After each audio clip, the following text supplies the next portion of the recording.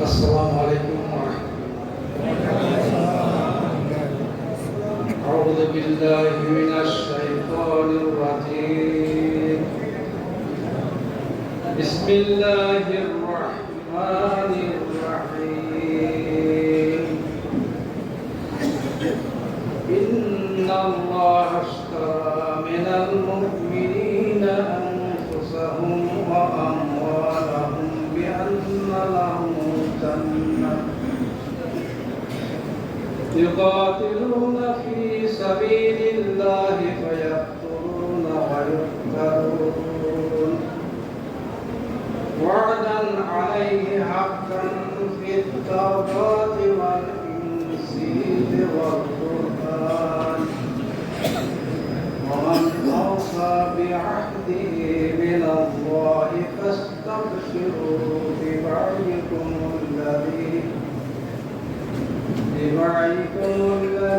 بايعتم به وذلك هو الفوز العظيم. صدق الله العظيم.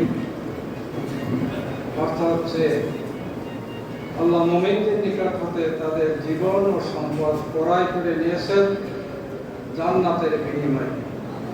তারা আল্লাহর পথে লড়াই করে মারে ও মরে। তাওরাত, ইনজিল ও কুরআন এ সম্পর্কে দৃঢ় প্রতিশ্রুতি রয়েছে। নিজ প্রতিজ্ঞা পালনে আল্লাহ অপেক্ষা শ্রেষ্ঠতর আর কে আছে? তোমরা যা ক্রয় করেছ তার জন্য আনন্দ করো এবং উহা মহা সাফল্য।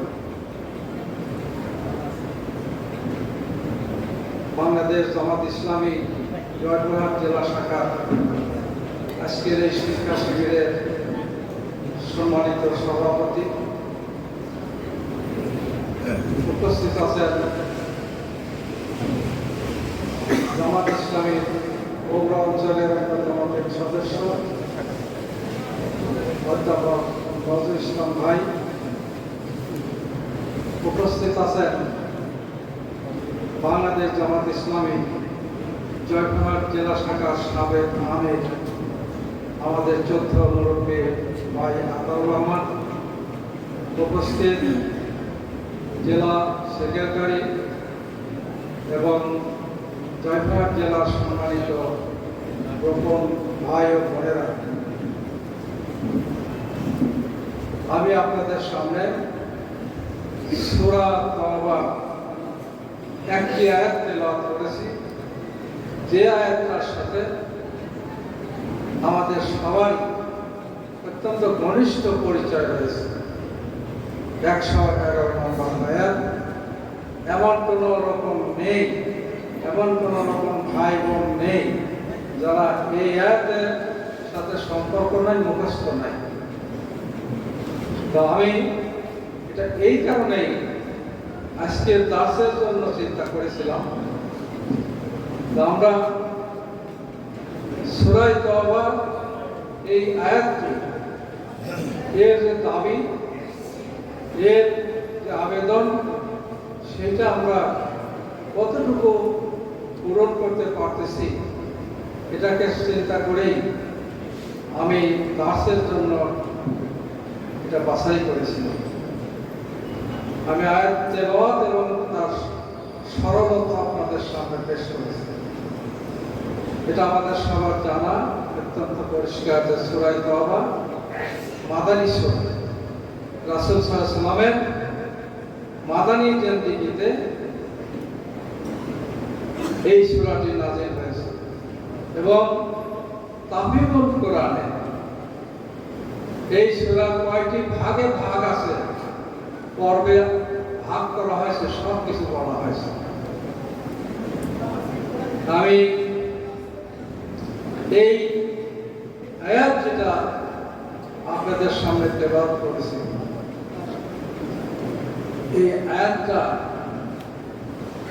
সম্পর্কে কিছু কথা রয়েছে, আর সেটা হলে এই সূরা তাওবা মাদানী সূরা, কিন্তু এই আয়াতটা হলো মাক্কি। হয়তো আপনাদের অনেকের নাও জানা থাকবে, কিন্তু এই আয়াতটা হলো মাক্কি আয়াত। আর নাদিল হয়েছে কোন সময় সেটা হয়তো আপনাদের জানা আছে। এটা নাজিল হয়েছিল আকাবার তৃতীয় শপথের পর। রাসূল সাল্লাল্লাহু আলাইহি ওয়াসাল্লামের সাথে আকাবার 3টা চুক্তি বা শপথ হয়েছে, ইয়াসরিব বা মদিনা। মদিনার লোকেরা গোপনে রাসূল সাল্লাল্লাহু আলাইহি ওয়াসাল্লামের সাথে দেখা করছেন পরপর 3 বছর। আকাবা একটা জায়গা, একটা পর্বতের অংশ, ওইখানে আল্লাহ রাসূল তাদের সাথে সাক্ষাৎ দিয়েছিলেন।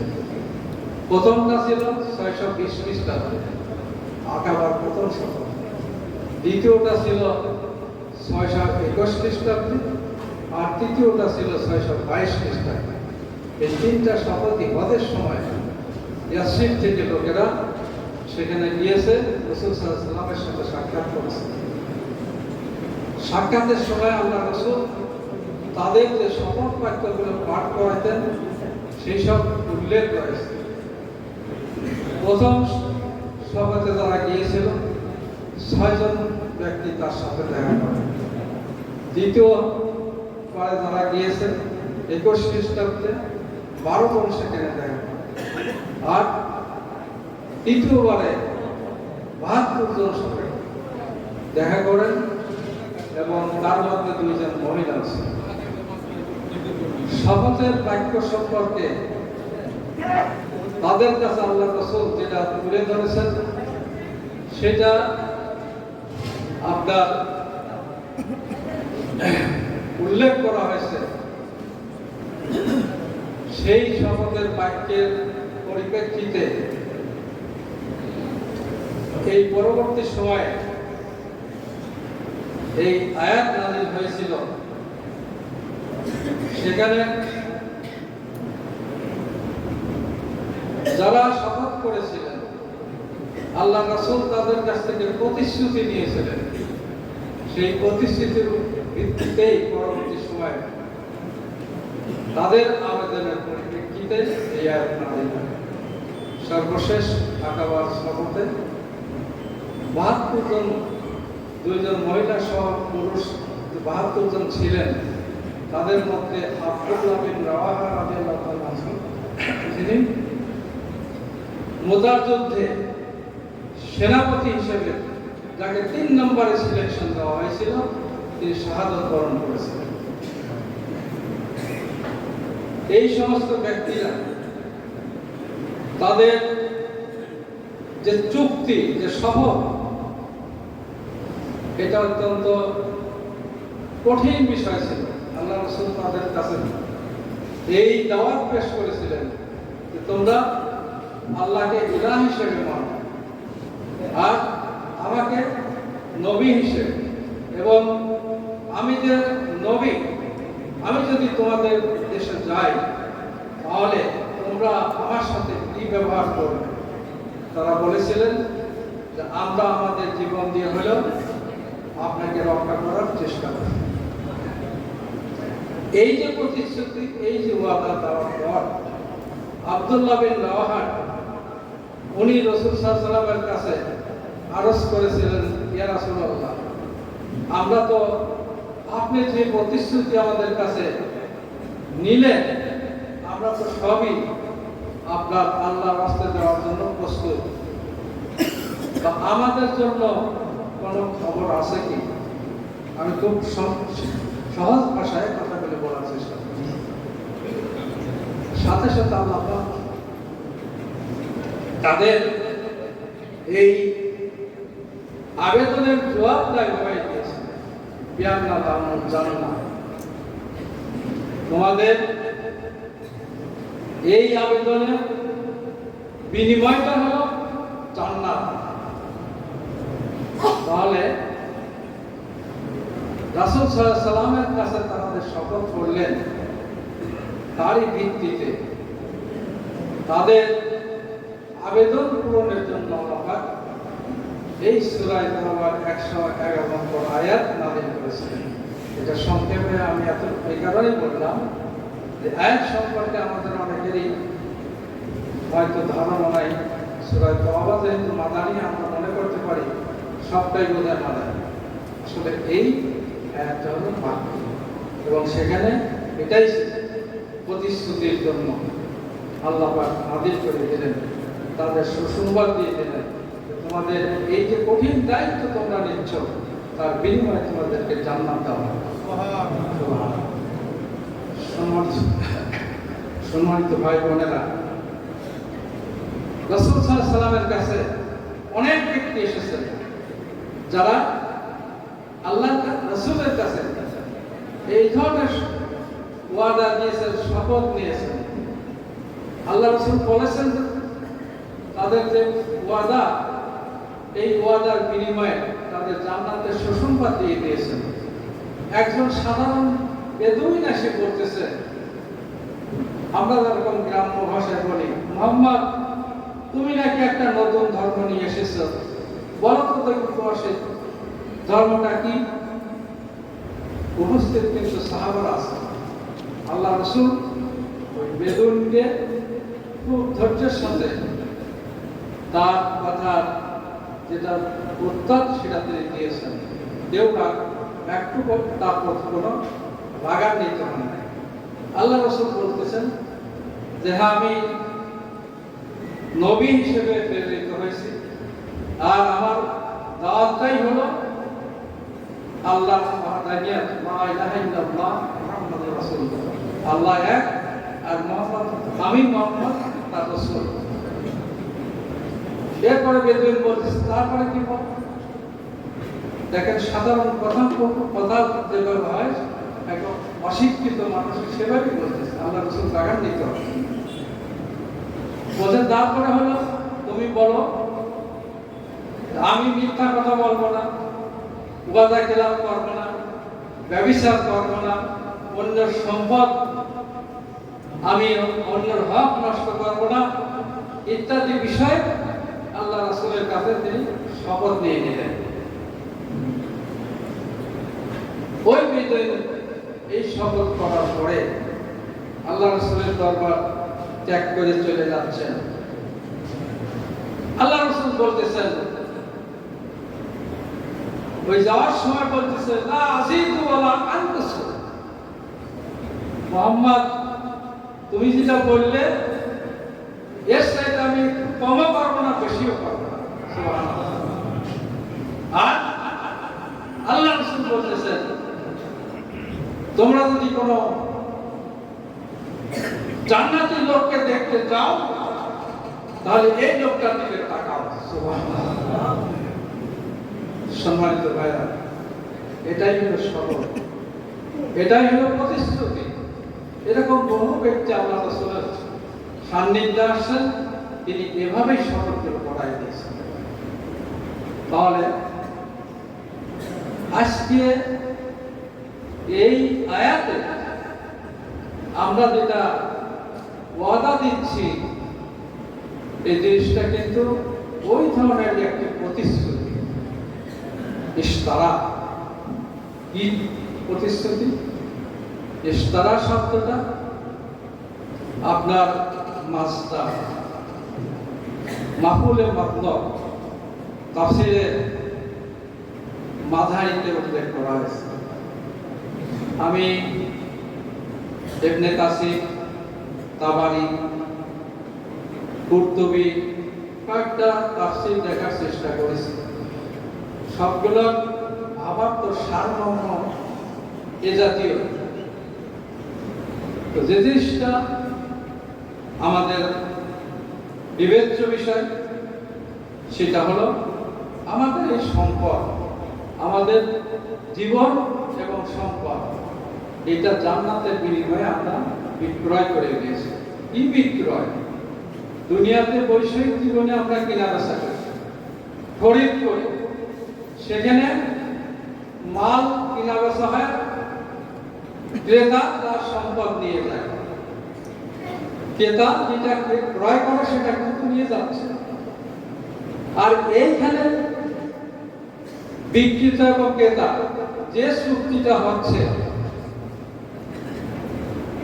আনফুসাহুম ওয়া আমওয়ালাহুম, এইখানে বিক্রিত জিনিস এটা কিন্তু নিয়ে যাচ্ছেন না, খরিদ করতেছেন, আবার ওইটা বিক্রেতার কাছেই রেখে যাচ্ছে। পার্থক্য কিন্তু এখানে এইটা, আমরা দুনিয়ায় কেনা বেচা করতেছি, একটা জিনিস কেনার পরে আমরা জিনিসটাও নিয়ে যাচ্ছি, আর এখানে সেই জিনিসটা ক্রেতা নিয়ে যাচ্ছেন না, বিক্রেতার কাছে রেখে যাচ্ছে। বিক্রেতার কাছে যে রেখে দেওয়া হচ্ছে তার মানে হলো বিক্রেতার কাছে এটা একটা আমানত হিসেবে রেখে দেওয়া। মুমিনদের কাছে এটা একটা আমানত, এটাকে এর ব্যতিক্রম কিছু করার সুযোগ আমাদের নেই। আল্লাহ নির্ধারিত রাস্তায় পথে আমাদের ব্যয় করাটাই হলো এই ক্রয় বিক্রয়ের শর্ত সফলতা। আর সেটা এরকমই হতে হবে, আল্লাযীনা আমানু ইউকাতিলুনা ফি সাবিলিল্লাহ ওয়াল্লাযীনা কাফারু ইউকাতিলুনা ফি সাবিলিত তাগুত। যারা ঈমানদার তারা লড়াই সংগ্রাম করবে আল্লাহর রাস্তায়, এটাই হলো এই ক্রয় বিক্রয়ের শর্ত এবং এটাই হলো এখানে বলা হচ্ছে। তাহলে আমার সম্পদ, আমার জীবন, যা কিছু মুমিনের প্রতিশ্রুতি অনুযায়ী এইখানে কিন্তু আমরা নিজেদের ইচ্ছা মাফিক এটাকে খরচ করার মতো আমরা কোনো অধিকার রাখি না। কথা কি বোঝাতে পারলাম? আজকে সমাজের লোকেরা তার সম্পদ তার যা ইচ্ছা সেভাবেই খরচ করতেছে, সেখানে তাদের কোনো এই চিন্তা নাই যে এই প্রতিশ্রুতিও তারা দেয় নাই, যেটা আল্লাহ সম্পদ আমি তার কাছে থেকে নিয়েছি, আমার কাছে এটা জিম্মাদারি হয়েছে, এটা আমানত হিসেবে রাখা হয়েছে, এই চিন্তা তো পাবেন না। আর এর ফলশ্রুতিতে কি হচ্ছে, মানুষ যখন স্বেচ্ছাচারী হয়ে যায়, তার ধন সম্পদ দিয়ে বিভিন্নভাবে মানুষের অন্যায় ক্ষতি করে, দেখা যায় এক পর্যায়ে ওই সম্পদ আল্লাহ তার কাছে আর রাখেন না। কিন্তু আল্লাহর নির্ধারিত পথে যদি কেউ খরচ করে সত্যিকার অর্থে ওই সম্পদ তার যেমন আল্লাহ পাক সওয়াবের ব্যবস্থা করেন এবং ওই সম্পদ আরো বৃদ্ধি করে দেন। এটা কোরআনে এই কথাই বলা হয়েছে, প্রতিশ্রুতি আল্লাহ দিয়ে দিয়েছেন। তাহলে আমাদের এই ক্রয় বিক্রয়ের যে চুক্তি, এই চুক্তি দুনিয়ায় নিছক কোনো ক্রয় বিক্রয় নয়। এইখানে আল্লাহর কাছ থেকে আমরা বেহেশতের বিনিময়ে এই তার কাছে জিনিসটা বিক্রি করতেছি, আর আল্লাহ পাক ওটা আমাদের কাছে রেখে দিচ্ছেন। বেহেশত পাইতে হলে এই সম্পদ ঠিক বেহেশত পাওয়ার যে তরিকা, সেইখানে ব্যয় করার ভিতর দিয়ে ওই বেহেশত পাওয়া যাবে। তাহলে আমাদের কাছে যে আমানত টাকা হয়েছে এটা নিছক কোনো দুনিয়াবি ক্রয় বিক্রয় নয়, এই বিক্রয়ের মাধ্যম দিয়ে আমাদেরকে জান্নাত দেওয়ার প্রতিশ্রুতি দেওয়া হয়েছে। সম্মানিত ভাই এবং বোনেরা, আমি আপনাদেরকে এতটুকুই বোঝানোর চেষ্টা করছি যে আমাদের এই সম্পদ, আমাদের এই ধন মাল জীবন সবকিছু আল্লাহ এবং তার নির্ধারিত রাস্তায় ব্যয় করাটাই হলো আমাদের জীবনের সার্থকতা, সফলতা। তাহলে এটাই হলো ইশতারা, এই ক্রয় বিক্রয়, এই যে দৃষ্টিভঙ্গি, জামাত ইসলামের এই পর্যায়ের জনশক্তি যদি সত্যিকার অর্থে এর হক আদায় করে এটাকে সেইভাবে আমরা ব্যবহার করতে পারে, তাহলে কেবল জান্নাত পাওয়া যাবে। আল্লাহ পাক এই ওয়াদা আমাদের জন্য দিয়েছেন এবং এটা বলা হয়েছে অতীতে তাওরাত, ইনজিল এবং কোরআনে একই ধরনের প্রতিশ্রুতি এখানে উল্লেখ করা হয়েছে। সম্মানিত ভাইরা, এখন বিষয়টা হলো এই এইটাকে এই কাজে এরকম বিক্রয়ের জন্য প্রতিবন্ধকতা থাকতে পারে। জানমাল বিক্রি করে আমি এইভাবে নিঃস্ব হয়ে যাব, এটা তো খুব কঠিন ব্যাপার। এখানে ধৈর্য, সবর সবটাই থাকতে হবে। সাহাবায়ে কেরাম রাদিয়াল্লাহু তাআলা আনহুম, তাদের যে ত্যাগ, এটা তাদের যে জীবনী, এটা শুধু আলোচনার জন্য নয়, তাদের সম্পদ সবকিছুই উৎসর্গ করেছেন একামতে দ্বীনের জন্য। অতএব আমাদেরকে সেখান থেকে শিখতে হবে, আমাদেরকে সে পথে চলতে হবে। দুনিয়াতে এই ক্ষেত্রে যে অন্তরায়গুলো রয়েছে, দুইজনাদিন না আছে হুকুল সাওয়াতে মিনাল নিসাই ওয়াল বানিনা ওয়াল কানাতির মুকাদ্দারাতি মিনাল যাহাবি ওয়াল ফিজ্জা ওয়াল খাইলিল মুসাওয়ামা ওয়াল আনাম ওয়াল হাস যালিকা মাতাউল হায়াতিদ দুনিয়া। এটা হলো দুনিয়া, মানুষকে যা দেওয়া হয়েছে, এটা দুনিয়ার জীবনে একটা জীবিকা মাত্র। এই যে চাকচিক্য, এই সমস্ত কিছু আপনার মানুষ এর লোভে পড়ে এই প্রতিশ্রুতির কথা ভুলে যায়।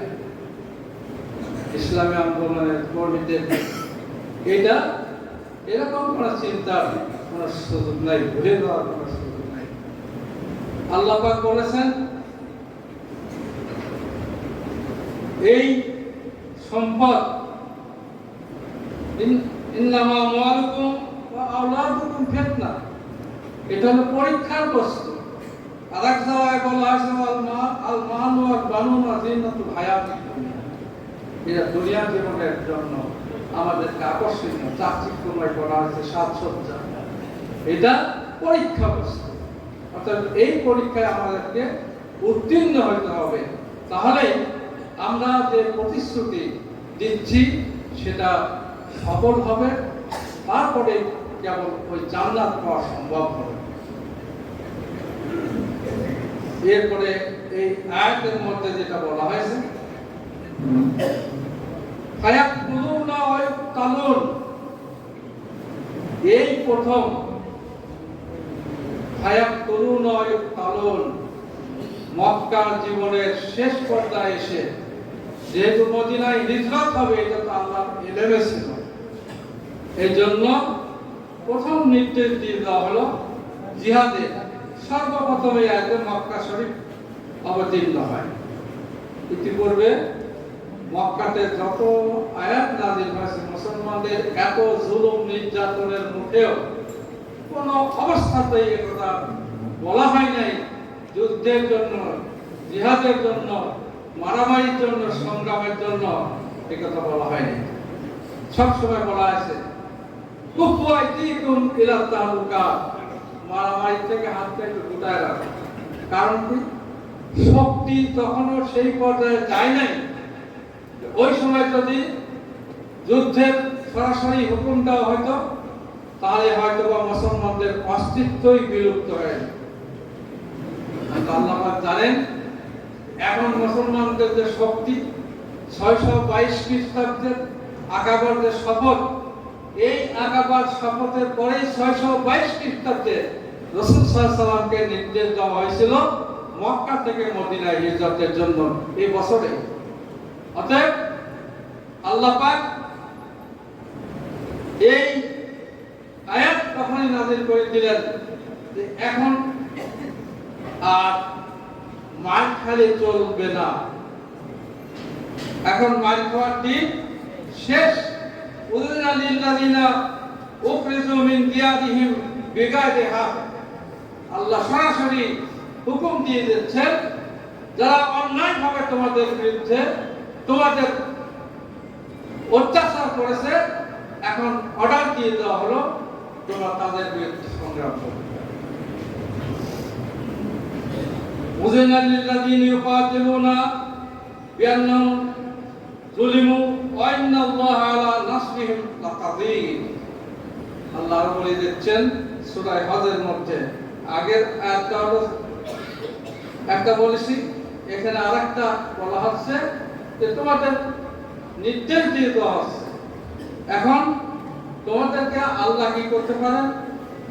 নাসুল লাকাদি, আল্লাহ তোমাদেরকে সাহায্য করবে, এই প্রতিশ্রুতি আল্লাহ দিয়ে দিচ্ছে। সম্মানিত ভাইরা, তাহলে হিজরতের আগে আকাবার শপথের মাধ্যম দিয়ে রাসূল সাল্লাল্লাহু আলাইহি সাল্লামকে তারা যেমন সেখানে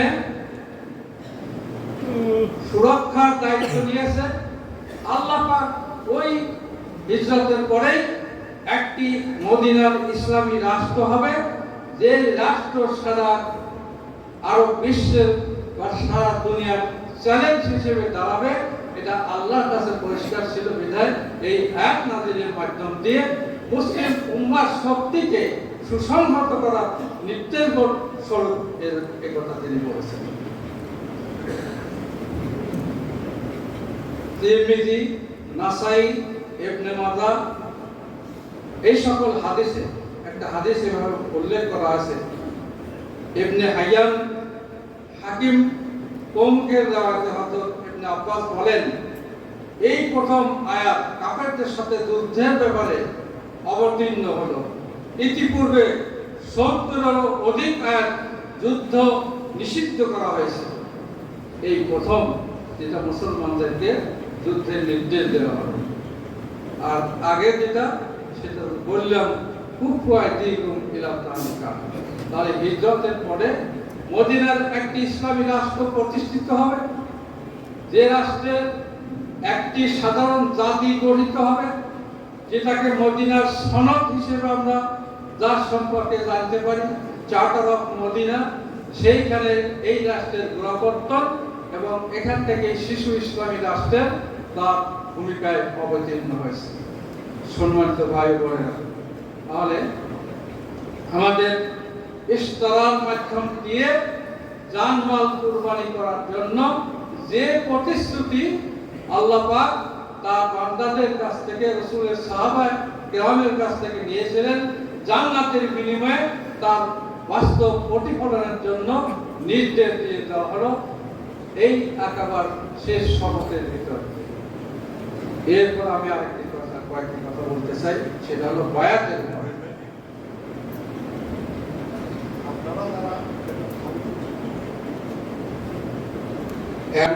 যেহেতু আমি বাড়ি করার জন্য লোন নিচ্ছিলাম, অথবা আমার এখানে 50,000 টাকা আমি কেয়ামত দেব, তো ভাই আর 1.5 লক্ষ টাকা ওটা ওনারই তো থেকে যাচ্ছে। বাড়ি হওয়ার পরে বা বাড়িতে করলেন, বাড়ি করে উনি ভাড়া দেখান না, তার ব্যবসায়ী প্রতিষ্ঠান হইল না, কিন্তু ওই বেতনে 2 লক্ষ কয় 1.5 লক্ষ টাকা ব্যাংক কাটে নেয়, বাড়ি করেছে, এখন 50,000 টাকা কেয়ামত দিতে চায়। আমরা ওই ব্যক্তিকে রোপণ করি না, আগে পরিষ্কার হয়ে আসে 5% দিবেন কিনা, 5%-এর এই ওয়াদার ভিত্তিতে রোপণ করা হয়। এখন দেখেন 5%-এর বিষয়টা এমন, খেয়াল করবেন, একটা লোক চাকরি করে, একজন ব্যবসা করে, একজন ইমামতি করে, ইমামতি আবার 5 ওয়াক্ত নামাজের আছে, ইমামতি জুমার খতিব আছে, ঈদগাহ ইমাম আছে, তাহলে কয়জন হইল হিসাব করেন তো, অন্তত 4-5 প্রকারের হয়ে গেল। এগুলোর কাছে যাবে দেয় না, ওগুলো গায়ে, ওগুলো উচ্চ থাকে, ধরা যায় না। আয়ের 5%-এর কথা বলা হয়, তাই আয়ের 5%-এর মধ্যে এগুলো তো পড়ে নাকি মনে আপনারা কি? যারা ইমাম আছেন, আমি যা বললাম বলতে একটু কষ্ট হচ্ছে। এই তত্ত্ব গোপন করার অপরাধে কিন্তু অপরাধী হয়ে যাবে কিয়ামতের দিন। এই ওয়াদা রক্ষা করা হবে না, এটা গেল। তারপরে কি আছে? বক্তব্যের শিক্ষকতা করে ওই হুজুর, কিন্তু বক্তব্যের শিক্ষক, ফুরকানি বলে না আমাদের এলাকায়, বলে ফুরকানি বক্তব্য, বক্তব্যের শিক্ষক, ওখানে কিন্তু ইনকাম করে। এরপরে প্রাইভেট পড়ায়, এরপরে আপনার টিউশনি আছে, প্রাইভেট টিউশনি, ম্যারেজ রেজিস্টার, ম্যারেজ রেজিস্টার দ্বারা কাজী সাহেব ওনাদের ইনকাম কিন্তু কম না, মোটা দাগের ইনকাম, বুঝছেন, মোটা দাগের ইনকাম। এরপরে হজ কাফেলা, যারা হজ কাফেলা করে খোঁজ নিয়ে দেখেন, যদি মনে করেন 50টি হাজি পাঠায়, একটা হাজির জন্য যদি 7 লাখ টাকা হয়, তাহলে ওর মধ্যে ওনার কত ইনকাম হয় ও খবর তো আপনার আমার কাছে নাই। তাহলে ওটা তো 5% ওরও আছে। তথ্য গোপন করলে ওর জন্য উনি দোষী হবে, আল্লাহর কাছে ধরা খাবে। এরপরে ওয়াজ মাহফিল যারা বক্তা, একদিনে হেলিকপ্টারে আসে, তারপরে আবার 1 লক্ষ টাকা হাদিয়া দেওয়া লাগে। আছে না এরকম? আছে। বক্তা তো এখানে সবাই নাই, তো একজন থাকতে পারে। আবার এই মাপের যারা বক্তা আছে, তাদের প্রতিদিনে কয়টা মাহফিল হয়, কয় লাখ টাকা ইনকাম হয়, সেটা কিন্তু হিসাবের ব্যাপার আছে। এরপরে খেয়াল করেন, আদম ব্যবসা পর্যন্ত, আদম ব্যবসা বিদেশে মানুষ পাঠায়, ও ব্যবসা কম না। মনে করেন 10 জন লোক পাঠাইলো, একজনের কাছ থেকে 5 লাখ করে টাকা নেয়, কয় লাখ টাকা হয়? আবার 50 লাখ টাকা তো হইল। ওই 10 জনের মধ্যে হয়তো 2 জনের চাকরি হয়, আর 8 জন ওই দেশে যায় আপনার বেকার ঘুরে বেড়ায়, জেল খাটে। সেটা যাই হোক, এখন এই যে আপনার টাকার ইনকাম হচ্ছে আদম ব্যবসা করে, তাহলে এটা কিন্তু আপনার আয়ের মধ্যেই পড়ে। এরপরে কি আছে?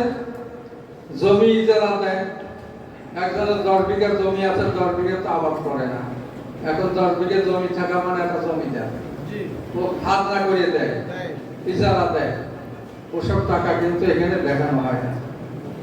তাহলে এই তারার মধ্যে সবটাই পড়ে। 5% জামাত ইসলামী একটা সিস্টেম করেছে, তাহলে তো জামাত ইসলাম চলতে পারত না। তো তাহলে এই যে সমস্ত কিছুর মধ্যে শামিল রয়েছে।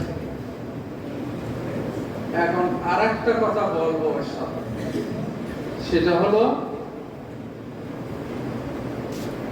এই যে জামাত ইসলামী রোকন হওয়ার শর্ত আছে 6টা, তার মধ্যে 4 নম্বর আছে হকদারের হক ফেরত দেওয়া। যদি কেউ অন্যের হক নিজের মধ্যে থাকে, সেটা কি করতে হবে? ফেরত দিতে হবে। 5 ভাই বোন, বাপ মারা গেছে, এখন বাপ মারা যাওয়ার পরে 3টে বোন আছে আর 2টে ভাই। ওই 2 ভাই কৌশলে বোনদের ফাঁকি দেওয়ার চেষ্টা করে। আবার যদি কোনো সময় দেয়ও, তাহলে কি করে? ওই মাঠের জমি থেকে দেয়, বাড়ি, বিল্ডিং, বাসা টাসা ইত্যাদি ব্যবসায়িক প্রতিষ্ঠান, ওগুলোর থেকে দেয় না।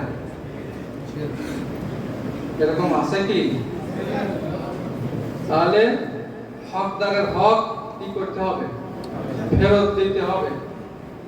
এটাও মনে করবেন যে বায়াতের মধ্যে এটাও ওই যে আল্লাহ রাসূলের কাছে ওয়াদা দিয়ে আসতেছে, আমি অন্যের হক নষ্ট করব না, ব্যভিচার করব না, এর মধ্যে পড়ে না?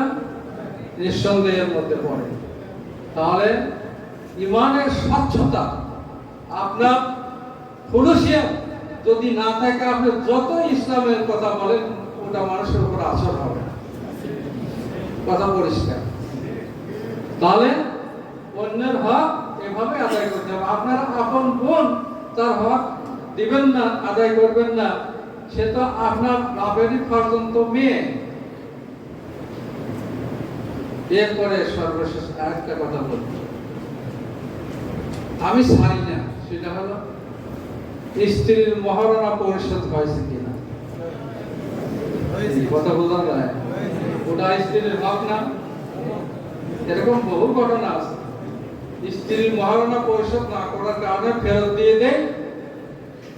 1 লাখ টাকা বাকি আছে, 1.5 লাখ টাকা মহারণা, 50,000 দেশে, আর 1 লাখ টাকাই বাকি আছে। বললো ওই 50,000 টাকা ওই 1 লাখ টাকা পরিশোধ করে তারপর রোপণ হওয়ার জন্য আসেন। দেখা যায় ফেরত দিছি পরের দিনই দিলাম সাহেব, জেলা সেক্রেটারি সাহেবের দায়িত্ব দিয়ে আসি। উনি পরের দিনই জানা যে ভাই উনি ওনার স্ত্রীর মহারণা পরিশোধ করে দিয়েছেন। ঘর সংসার করে ছেলে মেয়ে হয়েছে, মহারণা পরিশোধ হয় নাই, একদিনের কন্ট্রাক্ট আসে ওটা পরিশোধ হয়ে গেল। এই দেখেন ওনারা বসা আছেন সাক্ষী, জমি বিক্রি করে হলো পরিশোধ করছে। তাহলে এখন যেন কত বড় জিম্মাদারি, হক কত বড় নষ্ট করা হচ্ছে। আমাদের এলাকায় আমরা দেখি একজন লোক মারা গেছে, তখন লাশ নিয়ে রওনা হয়েছে। এই মায়েদের আত্মীয় স্বজন তার স্ত্রীর কাছে জিজ্ঞেস করতেছে তোমার কি কোনো কথা আছে? তখন স্ত্রী বলে না আমার তো মহারণা সে পরিশোধ করে নাই। তখন কাঁদতেছে। এখন তো লোকেরা বলে তাহলে এখন কি করবে? তখন কাঁদে, চোখের পানি আর নাকের পানি এক হয়ে যায়। স্বামী ঘর সংসার করছে, 5টা ছেলে মেয়ে আছে, এখন তার লাশ নিয়ে যাচ্ছে কবরে দাফন করার জন্য। তখন বলেন আমি আল্লাহর রাস্তা মাফ করে দিলাম। তারা বুঝছেন এটা তার দায়িত্বের মধ্যে ছিল। হকদারের হক ওই আল্লাহ রসুলের কাছে যেভাবে ওয়াদা দেওয়া হয়েছে এটা তার মধ্যে একটি। অতএব স্ত্রীর মহারণা পরিশোধ না করে আপনার জামাত ইসলাম আমার কাছে অন্তত কেউ রকম হতে পারে না। ক্লিয়ার কথা, এটা পরিশোধ করতে হবে। আমার কাছে হোক আর যাই হোক, এটা সংগঠনের পক্ষ থেকে সবার কাছে আমাদের একটাই থাকে। কারণ আপনি তো দায়ী হচ্ছেন, আপনি মারা যাচ্ছেন, স্ত্রীর মহারণা পরিশোধ করলেন না, ওই বিচারিত অধিকার আপনার নষ্ট করে দিলেন, খর্ব করলেন, তাহলে এটাকে আপনার পরিশোধ করছেন। সম্মানিত ভাই বোনেরা, সময় আমার শেষ হয়ে যাচ্ছে। এই প্রসঙ্গে আসে শেষে জামাত ইসলামী 5% সম্পর্কে অনেক কয়েকটা কথা বললাম। এইগুলো ইশতারা, আমার ওয়াদা, আহাদ যাই বলি না কেন এর মধ্যে শামিল আছে। ইসলামী আন্দোলনের কর্মীদের মধ্যে, এই শ্রেণীর কর্মীদের মধ্যে এর যদি স্বচ্ছতা না থাকে, আমি অন্তত পরিষ্কার ওই ব্যক্তির দ্বারা ইসলামী আন্দোলনের কোনো কল্যাণ হবে না। সম্মানিত ভাই বোনেরা, আসেন আজকে আমাদের কন্ট্রাক্টে ডাকি একজন ব্যক্তির আয় হলো মাসে 3,000 টাকা, তার সংসারের সদস্য 5-6 জন। জিজ্ঞাসা করি যে আপনি 3,000 টাকা দিয়ে কিভাবে চলেন? আরে বলে আল্লাহ চালায়। এরকম লোক আমাদের মধ্যে এখানে উপস্থিত আছে। তাহলে হিসাব করেন, যারা 3,000, 4,000, 5,000 টাকা দিয়ে 5-6 জন লোক ভরণ পোষণ চালায়, তাদের কত কঠিন জীবন যাপন করতে হচ্ছে।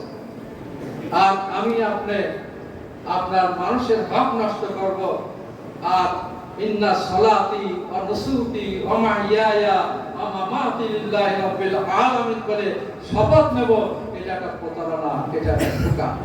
আল্লাহ পাক আমাদেরকে এই দ্বৈত আচরণ, মুনাফিকি আচরণ থেকে আমাদেরকে আল্লাহ পাক হেফাজত করুন। আমার সময় যেহেতু শেষ, আমি এতটুকু বলবো, ইসলামী আন্দোলনের স্বচ্ছতা নেতৃত্বের মধ্যে যদি না থাকে, এই শ্রেণীর জনশক্তি যারা আমরা রোপণ হয়েছি তাদের মধ্যে যদি না থাকে, তাহলে এই দেশে আল্লাহর আইন সম্পর্কে শাসন প্রতিষ্ঠা হবে না। আমি এতটুকু দৃঢ়তার সাথে বলতে চাই, আমি অধ্যাপক গোলাম আজম,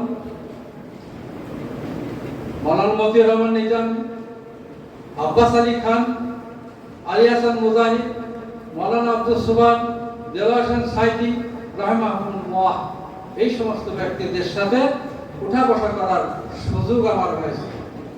আমি এতটুকু বলবো, তাদের স্বচ্ছতার কারণে তাদেরকে আজকে দুনিয়া থেকে বিদায় করা হয়েছে, কোনো দুর্নীতির কারণে নয়। ইসলামী আন্দোলনের এই পর্যায়ের নেতৃত্ব তারা যদি দিতেন, বাতিল শক্তির হিসাব ছিল এই ব্যক্তিদের কারণে দেশে ইসলাম প্রতিষ্ঠিত হবে, অতএব এই লোকগুলোকে সরাতে হবে। সম্মানিত ভাই, আসেন, এটাই আমাদের হওয়া উচিত। আমাদের স্বচ্ছতা যদি হয়, তাহলে দেশে আল্লাহর আইন সরকারের শাসন কায়েম হবে, তাছাড়া হবে না। আমি দাসদের প্রাসঙ্গিক ভাবে এই কথাগুলো আপনাদেরকে আলোচ করলাম। আল্লাহ পাক আমার ত্রুটি বিচ্যুতিকে মাফ করুন, কিন্তু আল্লাহ পাক যেন আমাদেরকে এই ওয়াদা ইশতারা এবং এই ওয়াদা এটাকে যাতে আমরা সঠিকভাবে সার্থকভাবে এটাকে পুরোপুরি পালন করতে পারি, আল্লাহ পাক যেন কবুল করেন। সবাইকে ধন্যবাদ। আসসালামু আলাইকুম ওয়া রাহমাতুল্লাহি ওয়া বারাকাতুহু।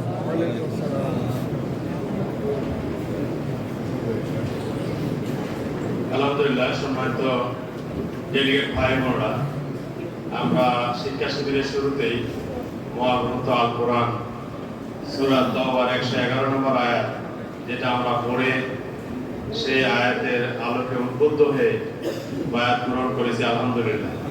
এর উপরে খুঁটিনাটি বিষয় সহ প্রাসঙ্গিক বিষয়ে গুরুত্বপূর্ণভাবে দাস উপস্থাপন করেছেন আজকে আমাদের সম্মানিত মেহমান বগুড়া অঞ্চল টিম সদস্য অধ্যাপক মাওলানা আব্দুর রহিম ভাই। মেহমান খুব কষ্ট করে রাত্রে এসে আজকে দাস পেশ করার জন্য আজকের এই শিক্ষা শিবিরের আয়োজকের কমিটির পক্ষ থেকে আমার অসংখ্য মোবারকবাদ ধন্যবাদ জানাই এবং কৃতজ্ঞতা প্রকাশ করি মহান আল্লাহ তাআলার দরবারে ওনাকে আল্লাহ তাআলা আরো সুস্থতার সাথে দিনে দায়িত্ব পালন করতে তৌফিক দান করুন। সময়ত বাইরে এই পর্যায়ে আলোচনা আসবে, তার আগেই হালকা নাস্তার আয়োজন আছে। আজকের এই শিক্ষা শিবির খাদ্য হয়ে দায়িত্ব পালন করছেন বাংলাদেশ জামাত ইসলামী জয়পুর জেলা শাখার সম্মানিত সহকারী সেক্রেটারি